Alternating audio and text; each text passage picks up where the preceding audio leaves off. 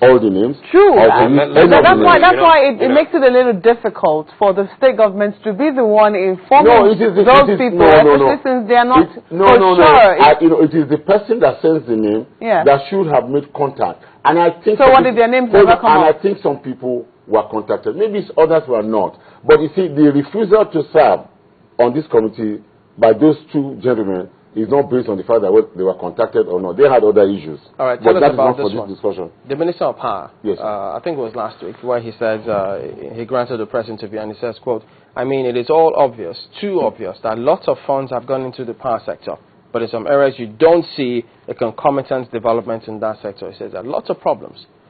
And then they talk about, that was when, much later, the President came to Lagos and launched this, talking about the power sector roadmap.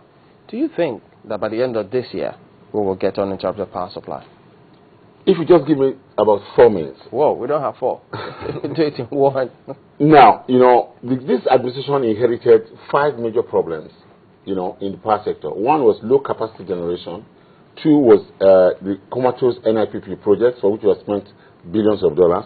3 was the non-alignment of this NIPP project with the gas infrastructure and non-availability of gas infrastructure itself. Number 4 is the decadent state of the transmission and distribution network that we have. And the 5th one was the failure of past governments to actually effect privatization. In 2 years, the Jonathan administration has resolved 4 of these major issues, leaving out only the transmission and distribution network issue.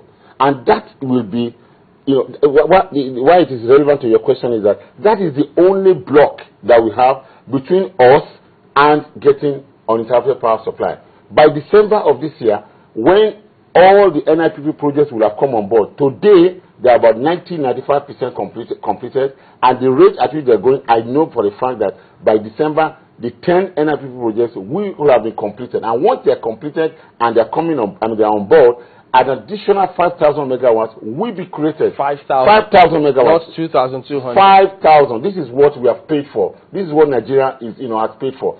Presently, we have generating capacity of 5,500.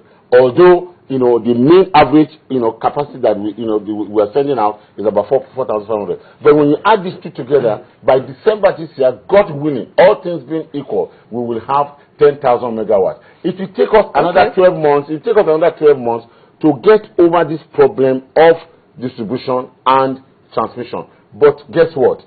What government has done, which requires, applause, is having concluded effectively, transparently, the selling of the assets of this power PHCN, which now makes private investors to be the ones in charge. And we believe that if you are putting your money in something, you need to generate it back. I know we have to go, but let me squeeze in this one: the disability bill.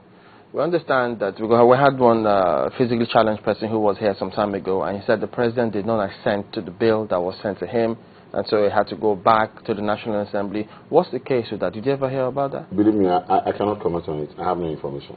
On that? No. Okay, but are you going to check it out and find, because they think that the president deliberately didn't send it. Do you trust me? No, it's a question of will you check? I will. But do you believe me? Well, when you come forward, you just tell the people. That's fine, no problem. No problem. All right, and Dr. Doyin Okupe is the Senior Special Assistant to the President on Public Affairs. Thank you for coming on this morning. It's my pleasure. Thank you very much. Nice to see you guys again. Right on site. Thank you. We're back in just a moment here. Join us again.